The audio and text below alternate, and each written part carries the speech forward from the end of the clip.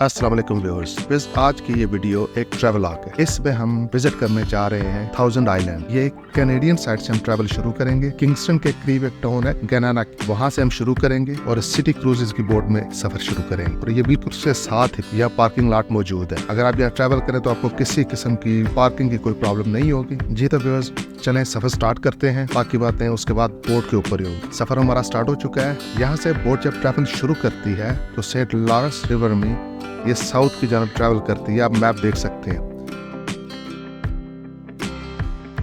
Straight में थोड़ी देर बाद हम यूएस टेरिटरी में दाखिल हो जाते हैं। तो उसके बाद जितना भी सफर है वो यूएस टेरिटरी में होगा। ये आप देख सकते हैं। इस वक्त हम ट्रैवल कर रहे हैं। बहुत अच्छा मौसम है। सेंट लॉरेंस का बड़ा फ्रेश वाटर आपके सामने है। ये कैनेडियन आइलैंड है जो आप देख रहे हैं। देखिए, थोड़ी देर बाद हम यूएस साइड पे एंटर हो जाएंगे।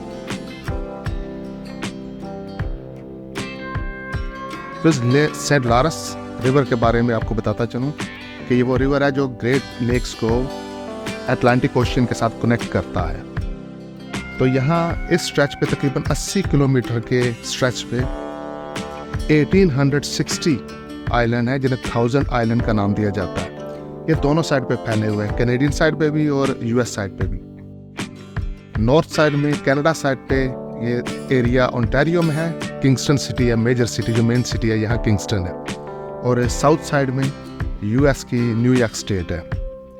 और वहाँ उनके जो यूएस साइड से अगर आप ट्रैवल करना चाहें थाउजेंड आइलैंड की तरफ, तो उनके जो मेजर सिटीज़ हैं उनमें अलेक्जेंड्रिया बे, फिशर लैंडिंग और क्लेटन वगैरह से आप ट्रैवल कर सकते हैं।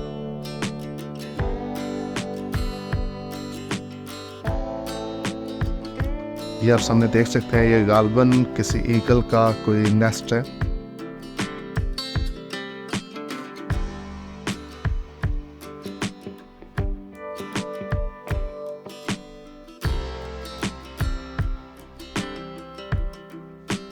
बस ये छोटे बड़े 1860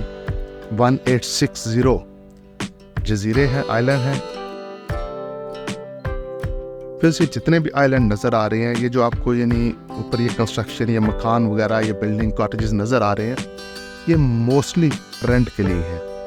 कुछ में लोगों की रिहाइश भी मौजूद है, लेकिन ये मोस्टली जो है ये फॉर रेंट के लिए है। आप यहाँ रेंट कर सकते हैं हफ्ते के लिए, 2 हफ्ते के लिए।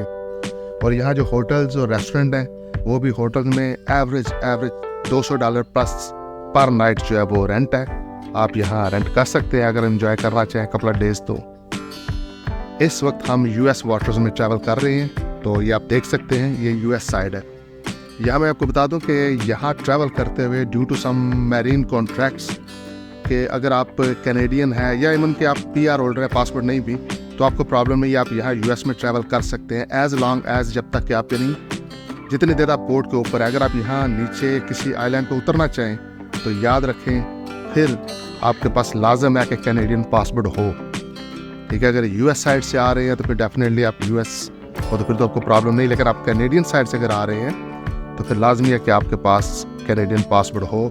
अदरवाइज अगर आप लैंड करेंगे तो याद रखिए ये एक इलीगल एक्टिविटी होगी। बी केयरफुल इस हिस्से में। ये भी हम ये जो ब्रिज क्रॉस कर रहे हैं, ये यूएस के अंदर है। कनाडा और यूएस को कनेक्ट करता है ये ब्रिज।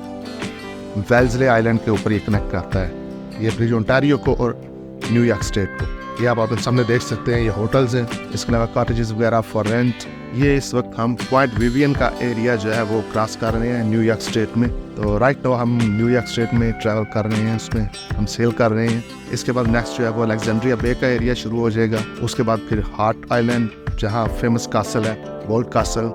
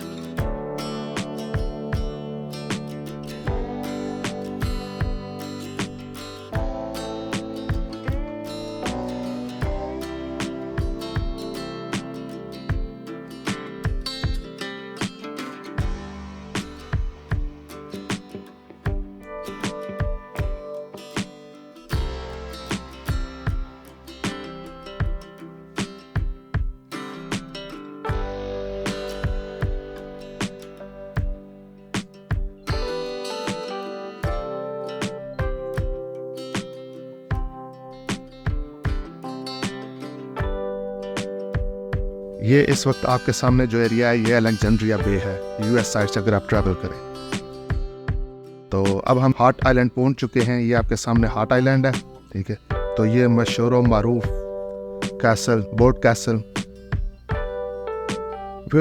बोर्ड कैसल की ऐसी शानो शौकत है, हो सकता है कि आप यानी वीडियो में ना फील कर सकें, लेकिन जब आप नेकेड आई के साथ देखते हैं तो बिल्कुल आपको पहले ऐसी फील आती है जिसका फेरी टेल्स, बच्चों की स्टोरीज, कहानियों में जिसका एक कैसल का जिक्र होता है, बिल्कुल आपको एक ऐसी ही फील आती है। तो बहुत अच्छी जगह है। थोड़ा सा इसकी हिस्ट्री के बारे में आपको बता दूं कि इसका मालिक जॉर्ज बोल्ट था, जो कि न्यूयॉर्क सिटी में मशहूर होटल वाल्डोर्फ एस्टोरिया होटल जो है उसका मालिक था। तो ये जॉर्ज बोल्ट ने ये कंस्ट्रक्शन शुरू की थी 1900 में। वो चाहता था कि ये 6 स्टोरी ये कैसल बिल्ड करके अपनी वाइफ को गिफ्ट करे। तो 1900 में इसकी कंस्ट्रक्शन शुरू हुई, 4 साल कंस्ट्रक्शन जारी रही, लेकिन 1904 में उसकी वाइफ की डेथ हो गई। तो उसके बाद उसने इस पे काम रोक दिया और उसके बाद कभी भी जॉर्ज बोल्ट जो है वो इस कैसल की तरफ, इस मैंशन की तरफ कभी भी वो नहीं आया। हालांकि उसकी रिहाइश थाउजेंड आइलैंड में ही थी, लेकिन वो कभी भी इस आइलैंड पे दोबारा नहीं आया अपनी वाइफ की वफात के बाद। और उस वक्त तक, उस टाइम में 1904 में इस पर $2 मिलियन से ज़्यादा खर्च हो चुके थे और उसके बाद इसकी कंस्ट्रक्शन अबैंडन कर दी गई, इसको छोड़ दिया गया। फिर 1977 में थाउजेंड आइलैंड ब्रिज अथॉरिटी ने इसको सिर्फ $1 में एक्वायर किया, $1 में। और कॉन्ट्रैक्ट ये था कि इससे जितना भी रेवेन्यू जनरेट होगा, क्योंकि वो इसे एक टूरिज्म स्पॉट बनाना चाहते थे, जितना भी रेवेन्यू जनरेट होगा वो सारे का सारा और इनिशियल रेस्टोरेशन के लिए जो है ना वो इन्वेस्टमेंट प्रोवाइड करेंगे, और सारा रेवेन्यू और इनिशियल इन्वेस्टमेंट इसकी रेस्टोरेशन पे लगाएंगे और इसे एक टूरिस्ट स्पॉट बनाएंगे।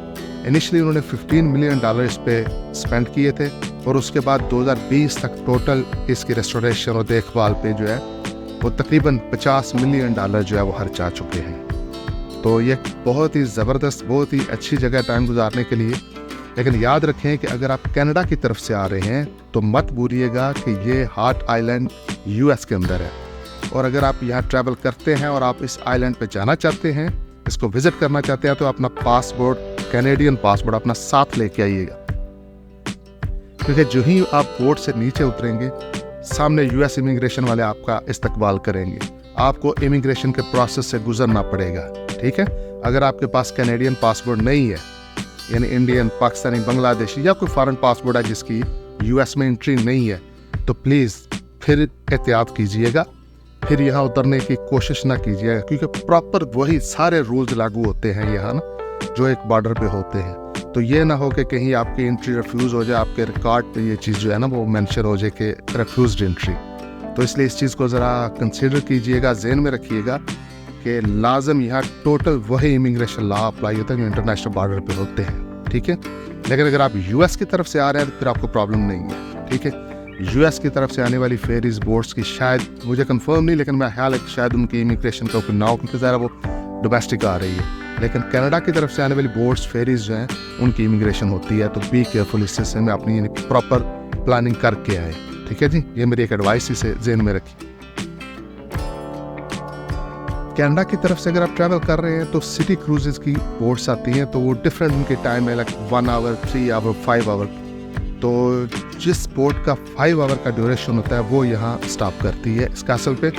तो ये शुरू से जब आप बुक करें बोट अपना टूर बुक करें तो चेक कीजिएगा। इसके अलावा किंगस्टन डाउनटाउन से जो फेरीज आती हैं उनमें सारी फेरीज यहाँ तक नहीं आती, तो इसलिए आप जब भी आप अपना टूर बुक कीजिए तो लाजमी है कि कंफर्म कीजिए कि वो हार्ट आइलैंड पे आके स्टॉप करेगी, रुकेगी, वो सारी डिटेल आपको चेक कर ले वहाँ उनके साथ जो है ना वो देख। सिटी क्रूजेज की वेबसाइट और पार्किंग लोकेशन जो है वो मैं वीडियो के डिस्क्रिप्शन में ऐड कर दूंगा, ताकि आपको इजीली एक्सेस कर सके मैप के थ्रू जो है ना।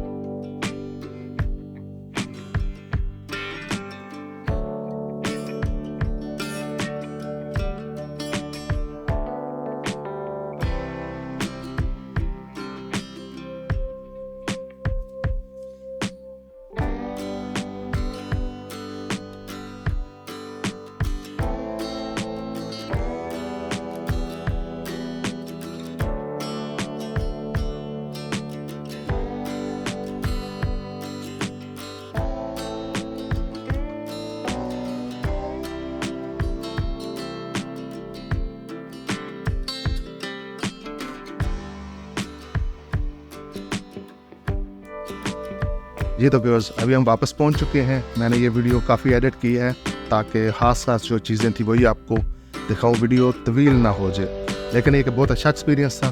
तो काइंडली अगर आप कनाडा के अंदर हैं या यूएस साइड पे हैं तो ज़रूर विज़िट कीजिए थाउजेंड आइलैंड। ये बहुत अच्छी जगह है, बहुत अच्छी यानी टाइम स्पेंड करने के लिए एक डे ट्रिप कह लें कि बहुत ही अच्छा है। ठीक है, मिलते हैं आपको नेक्स्ट वीडियो में। तब तक ओके, टेक केयर, अल्लाह हाफिज़।